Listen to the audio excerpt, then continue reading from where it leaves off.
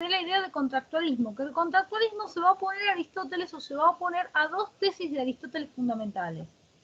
Una de las tesis de Aristóteles fundamentales a las que se opone el contractualismo es la de la desigualdad natural, es decir, recordar que uno, por condición de nacimiento, le correspondía un lugar en la sociedad. Si uno no era griego, le correspondía ser esclavo; si era griego, bueno, dependiendo si era mujer, correspondía ser la que administraba la casa; si era varón, correspondía, bueno, ser un ciudadano que administrara el Estado. ¿Sí? O sea, todos tenemos un orden en la sociedad conforme a nuestro orden natural. Esa es la idea de Aristóteles. Eso plantea la desigualdad natural, ¿sí? Porque hay amos y esclavos, no producto, digamos, de una circunstancia social, sino producto de la naturaleza. Es así. ¿Sí? La naturaleza ha hecho que algunos sean esclavos por naturaleza y otros que sean amos por naturaleza. Tesis que se continuó cada vez que se necesitó, entre comillas, que se necesitó, que vino bien, ¿no? Esclavizar gente, se utilizó ese discurso aristotélico. ¿Sí? Para eso Aristóteles vino como anillo al dedo en muchos momentos históricos.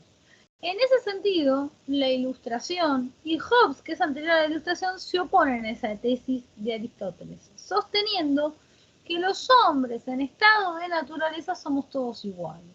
Si somos libres o somos esclavos es una condición social, no es una condición natural.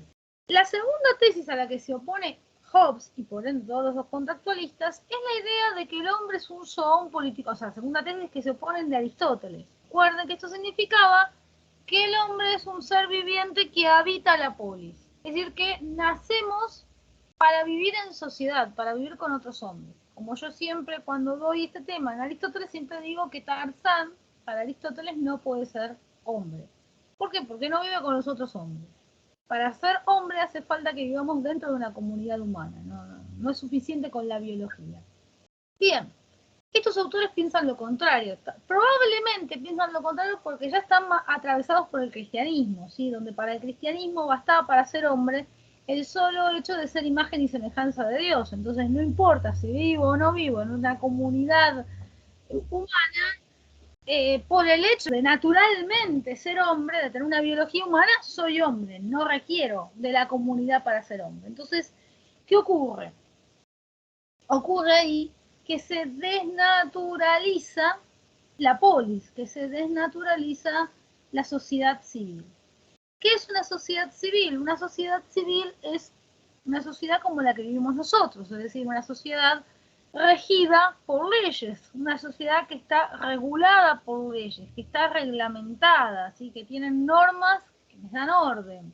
Entonces, con Aristóteles, las sociedades civiles, o sea, las diferentes sociedades civiles, porque Argentina es una sociedad civil y Turquía es otra sociedad civil, las diferentes sociedades civiles son naturales para Aristóteles, ¿sí? Están en la naturaleza del hombre, porque aunque sea, el hombre tiene que nacer dentro de una familia, y dentro de una familia, aunque esa familia, supónganse, viva alejada y aislada de cualquier otra sociedad civil, hay normas de autoridad, o sea, hay autoridad y hay normas.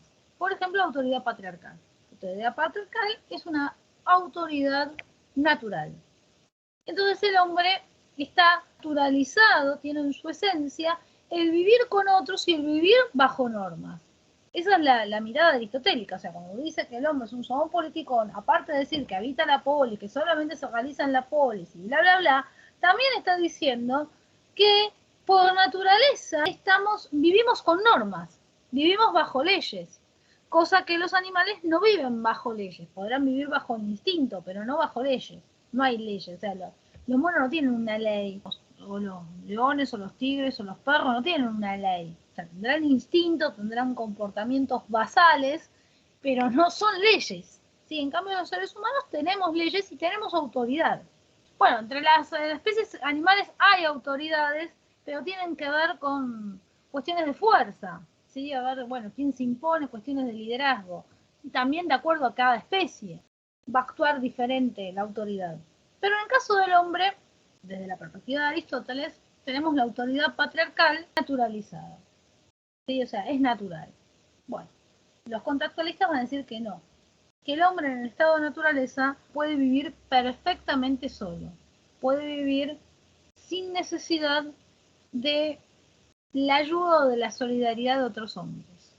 Esto genera unos inconvenientes que tratan, digamos, de siempre sobrellegarlos, pero la idea es que en última instancia termina siendo el contractualismo, que tal vez no en los primeros años, pero que tal vez después de pasar los primeros años de vida, el hombre puede vivir solo sin necesidad de los congéneres. Entonces la sociedad no es algo natural al hombre. Esas son las dos tesis de Aristóteles que el contractualismo rebate. Otro aspecto que tiene el contractualismo, que es obviamente como resultado de estas dos tesis, es la idea de que la sociedad civil surge conforme un pacto. Al ya no ser algo natural, tiene que surgir de alguna manera. Es decir, ¿cómo explicamos que vivimos dentro de una sociedad civil? Entonces la idea de los contractualistas, que allá lejos y hace tiempo, de nuestros antepasados, vivían en estado de naturaleza, es decir, vivían en un estado como los animales, sin que hubiera leyes. En ese estado, o sea, ¿qué es el estado de naturaleza? ¿Sí? Para que me habían preguntado que no habían entendido qué era el estado de naturaleza. El estado de naturaleza es un estado primitivo, originario de la humanidad. Actualmente no hay estado de naturaleza, o al menos desde la perspectiva contractualista actualmente no habría estado de naturaleza, pero sería un estado originario, primitivo, insisto, de la humanidad, donde los hombres vivíamos sin formar sociedades o asociaciones y por ende vivíamos sin leyes. Al vivir sin leyes, éramos perfectamente libres e iguales. Es decir, los antepasados de los reyes de España o de los reyes de Inglaterra y nuestros antepasados, en ese pasado donde estábamos todos o estaban todos ellos en el estado de naturaleza, eran absolutamente iguales. La situación va a cambiar a partir del pacto. Pero en aquel momento éramos absolutamente iguales. Además de ser absolutamente iguales, somos absolutamente libres porque no hay leyes. Y lo único que nos va a regir a eso se le llama anomia jurídica, ¿sí? Falta de leyes, no hay leyes. Lo único que nos va a regir nuestra conducta o nuestra vida es la ley natural. Este es un concepto fundamental en los contractualistas, tienen que prestarle mucha atención porque en cada contractualista tiene un matiz diferente. La ley natural, el aspecto común en todos ellos, es que tiene que ver con la autoconservación, es decir, es fundamentalmente un principio instintivo que me permite la conservación de mi vida. Pero cada autor le va a poner un matiz diferente. Que digan esto no basta, hay que ver qué matiz me pide cada autor. Antes de meterme en eso, quiero terminar la idea de lo que es un contractualismo. Entonces los hombres allá lejos, hace tiempo, nuestros antepasados, vivieron en el estado de naturaleza, que por diversas dificultades que tiene el estado de naturaleza, y esas dificultades cambian según el autor, o sea, según la especulación de cada autor, cambian esas dificultades, decidimos salir de ese estado de naturaleza y hacer un pacto.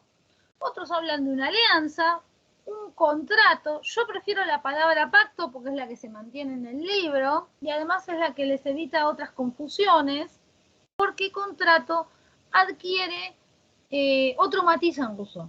¿Sí? En Rousseau van a ver, como te digo, que hay dos instancias, una instancia que se llama pacto y otra instancia que se llama contrato. Simplemente lo anuncio para que no usen las palabras de manera indistinta, porque de hecho si en el examen, por ejemplo, les preguntan algo del contrato, y sobre todo si dice contrato social, claramente les está preguntando por Rousseau. O sea, ya esa palabra está aludiendo en sí misma a Rousseau. Entonces, por eso usen para Hobbes y para Locke la palabra pacto. Es preferible que usen la palabra pacto. Hay que salir de este estado de naturaleza por algún motivo. Ahora bien, la salida no es natural. La salida tiene que ser de alguna forma voluntaria. Entonces hacemos un pacto. Los hombres voluntariamente nos unimos y hacemos un pacto para formar una sociedad civil. La idea de los contractualistas es que no podemos fijar en el tiempo, o sea, en el tiempo histórico, ese pacto. O sea, no podemos decir, este pacto aconteció, ocurrió en el año 10.000 a.C. o en el 2000 a.C. O sea, no existe un momento histórico en el que podamos ubicar el pacto. El pacto es una hipótesis, es un concepto sin el cual no vamos a poder pensar la sociedad civil. Es como lo que se veía en la unidad 1 o lo que se veía en la unidad 3 del tema del origen. ¿Sí? Recuerden que en la unidad 1, cuando hablábamos del origen de la filosofía, no nos referíamos al comienzo, sino se refería a aquello que nos lleva a filosofar. Y cuando en la unidad 3 se habla de Nietzsche, de que Nietzsche plantea una genealogía